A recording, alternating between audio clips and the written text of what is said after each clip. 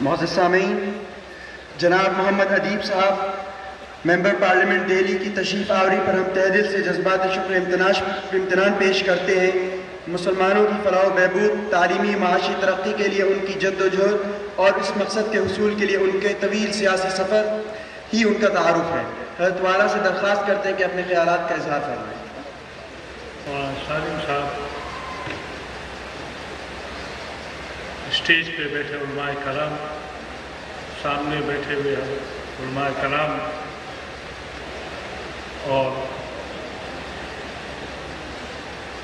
یہاں کے طلباء، ان سب کو السلام علیکم ورحمۃ اللہ وبرکاتہ۔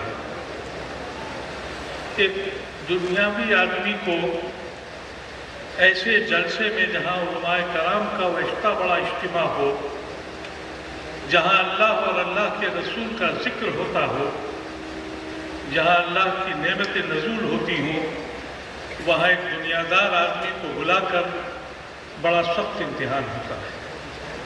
میں مولانا سفیان قاسمی صاحب کا بڑا مشکور و ممنون ہوں کہ انہوں نے مجھے موقع بھی دیا کہ اس مجلس میں شامل ہوا اور بولنے کا بھی موقع ملا مجھ کو۔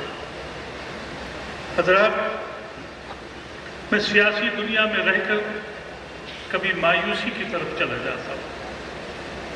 ہندوستان پہ جب 700 سال کی حکومت چلی گئی، اس وقت اللہ تبارک و تعالیٰ نے ایک سلسلہ دیا مولانا قاسم نافرطانی کے ذریعے ایک فکر سوچ دی، جس پہ ہم نے اپنے ماضی کی بہترین یادیں وابستہ کی۔ آج ایک تاریخ بن گئی، اس کی یہ بنیاد ہم یہاں بھی دیکھ رہے ہیں، لیکن زندگی ماضی سے نہیں مستقبل سے بنتی ہے۔ مستقبل کا خاکہ بنانے والا کوئی دکھائی نہیں پڑتا۔ وہ قومیں جن کو یہ کہا گیا کہ نانا جاتی، نانا مانو، نانا دھرما، وہ ایک ہو گئے اپنے مقصد کو حاصل کرنے کے لیے، جن کا تصور تھا دین کا، اور جس دین نے یہ کہا کہ تم میں نہ کوئی بڑا نہ کوئی چھوٹا، بڑا وہ جس میں تقویٰ۔ ہم خانوں میں بٹ گئے، ایک دوسرے کے گریبان پکڑ لیے، اس سطح پہ زمین کی چلے گئے جہاں یہ اندازہ نہیں ہوتا کہ یہ قوم کا کوئی ماضی بھی ہوگا یا نہیں ہوگا، مستقبل بھی ہوگا یا نہیں ہوگا۔ کس سے فریاد کریں، کس سے کہیں؟ مگر سے یقینی طور پر وہ جگہ ہے جہاں کردار بنتے ہیں، اللہ اور اللہ کے رسول کا ذکر ہوتا ہے، کردار بنائے جاتے ہیں۔ کردار بنانے کا تصور مجھ کو کہیں دکھتا نہیں، کہیں روشنی بھی نہیں دکھتی، نہ مجھ کو چاند دکھتا ہے، نہ ستارے دکھتے ہیں، نہ سورج دکھتا ہے۔ مولانا سالم صاحب ایسے چند ستارے رہ گئے، میں اسی تلاش میں رہتا ہوں کہ اس کی مدھم روشنی میں اپنی راہ کا کوئی تعین کر لوں۔ کوئی دکھائی نہیں پڑتا، کس سے فریاد کریں، کس سے کہیں کہ کیا ہو رہا ہے اس ملک میں۔ شمسی صاحب کہہ کے گئے ابھی کہ امریکہ میں کیا ہوا، میں نے بھی شاید دنیا کے سارے ملکوں میں سفر کیا۔ ایک زمانہ تھا کہ طوفان کی طرح مسلمان ایک روز ہم مختلف مساجد میں امریکہ کے جاتے تھے، یہ 80 کے دوران کی بات ہے، شاید ہی کوئی جمعہ ایسا گزرا ہو جس دن کوئی دوسرے مذہب کے آدمی آتا نہ ہو اور یہ کہتا نہ ہو کہ ہم دین کو رسول کرنے جا رہے ہیں۔ مجھے یاد ہے کینیڈا میں سن 80 میں جمعے کی نماز کے بعد اس کے امام تھے مولانا عبداللہ حاکم صاحب، انگریز تھے، اللہ نے ان کو دین کی طرف راغب کیا، کوئی بندہ ان کو مدینے لے گیا، وہاں سے انہوں نے فضیلت کی، اور وہ امام تھے ٹورانٹو کی اس مسجد کے جو ایک چرچ تھا جو خریدا گیا۔ انہوں نے کہا کہ آج نماز کے بعد ایک خوشخبری آپ لوگ کو کیے گا۔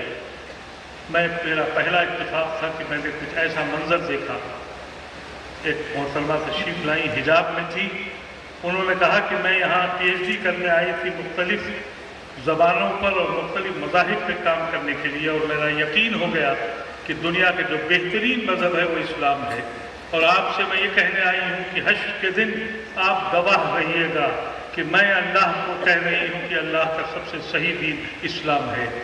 یہ منظر جب میں نے دیکھا تو میری آنکھوں سے آنسو جاری ہو گئے۔ میں نے کہا، لوگوں نے پوچھا کہ آج تو کہا کہ ادیب صاحب آج تو بڑے جذباتی ہو گئے۔ میں نے کہا ایک یقین تو ہو گیا کہ حشر کے دن ایک گواہ کی حیثیت سے اللہ کے سامنے پیش ہو۔ یہ وہ منظر تھا جو یورپ میں ہوتا تھا اور امریکہ میں ہوتا تھا. پھر ہمارے ساتھ جو کچھ ہوا آپ نے دیکھا. ہم کہاں کھڑے ہیں, ہماری شکل کہاں پہچانی جاتی. ہم نے جو لوگوں نے انگریزی پڑھنا شروع کی وہ دنیا کے رہ گئے, دین چھوڑ گئے.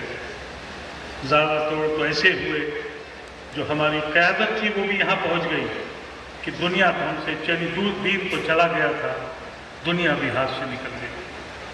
ایک منصوبہ بننا چاہیے انہی اداروں سے, اسی فکر سے جس وقت پہ اتنی بڑی عمارتیں اور اتنی بڑی تحریک چلی ہے.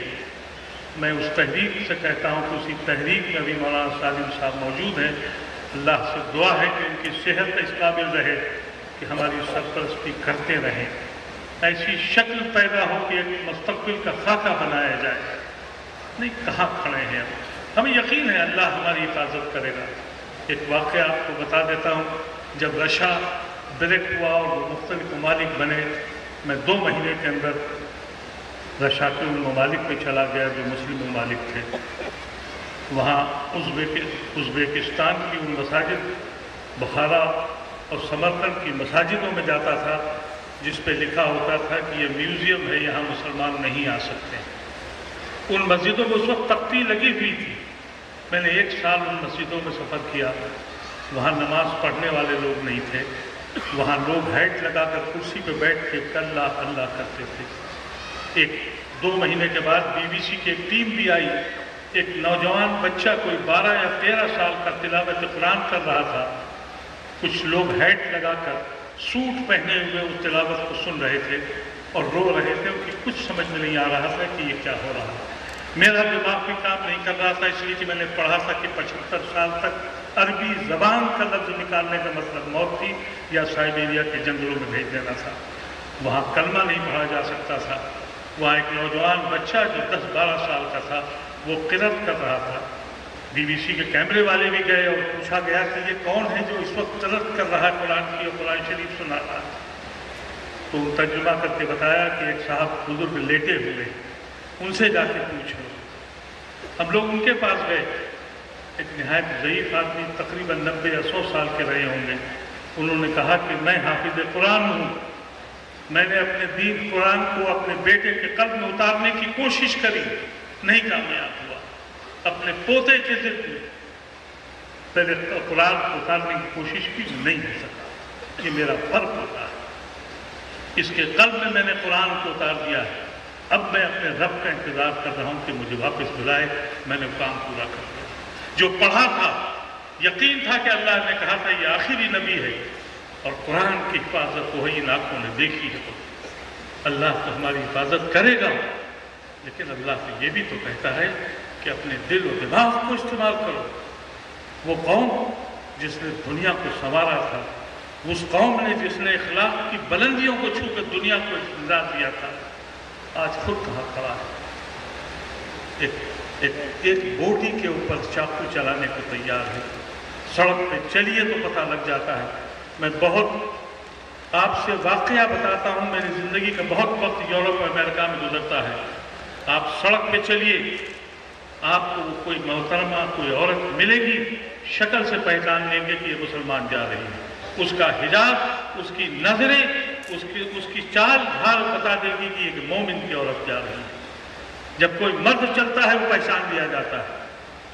ہندوستان کی سڑکوں پہ جب ہم چلتے ہیں تو منہ سے گالیاں نکلتی ہیں, ایک دوسرے زبان استعمال کرتے ہیں. اس کا علاج انگریزی اسکولوں میں نہیں ہے. اس کا علاج آپ کے اسی اداروں میں ہے. یہیں سے اخلاق کو بھی بنانا پڑے گا. یہاں پر میں نے اس قدر مسرت ہوئی میں نے جب میں نے دیکھا کہ یہاں ریسرچ کا اتنا کام ہو رہا ہے. اللہ تعالیٰ ہم میں اور حوصلہ دے. اسرار اللہ قاسمی صاحب نے فرمایا کہ اردو زبان میں ضرور کیا ہے آپ نے, اس کو مختلف زبانوں میں بھی کیجیے. ایک پوری دنیا موجود ہے سینٹرل ایشیا کی جو کوئی زبان نہیں جانتے, صرف رشن جانتے ہیں. میں نے وہاں 1 سال گزارا. مختلف قرآن لے گیا, انگریزی کے لے گیا, اردو کے لے گیا, ہندی کے لے گیا, مختلف زبانوں کی قرآن لے جانے کی کوشش کی. ان کو کوئی بھی زبان نہیں آتی تھی. اس وقت میں مولانا अली मियां साहब रहमतुल्लाह अलैह के पास गया। मैंने कहा कि रशा में इसके तर्जुमे किए जाएँ, रशन ज़बान में किए जाएँ। अब हम लोगों को ये चाहिए, ख़ास तौर से इस हिज़्बुल इस्लाम एकेडमी को, कि रशन लिटरेचर में दीन की वो बुनियादी बातें उस मकाम में पहुँचाइए। वो 99% मुसलमान हैं, खुद से कहते हैं, फ़ख्र से कहते हैं कि हम मुसलमान हैं, कलमा भी उनको नहीं मालूम, उसके मानी भी नहीं मालूम। उस ज़बानों में भी कुछ काम करिए। वो कौम भी तैयार खड़ी है, वो खुद से आपके पास आई है। उसको तो यूरोप ने ख़त्म कर दिया था। उन्होंने फ़ख्रिया ये कहा कि हम मुसलमान हैं। उन ज़बानों पर भी रिसर्च कराइए, और शायद आप ही लोग ये कर सकते हैं। हम दुनिया वाले लोग, हम तो अपनी ज़िंदगी को बनाने और संवारने में पूरी ज़िंदगी लगा देते हैं, लेकिन वो नौजवान जो आज हमारे सामने बैठे हैं, वो अपनी इस दुनिया से और उस दुनिया से, दोनों से मोहब्बत करते हैं। दोनों से मोहब्बत करिए, दोनों दुनिया को बनाइए। मैं ज़्यादा बोलना भी नहीं चाहता, और शायद ऐसी महफिल में मेरे लिए मौजू भी नहीं है।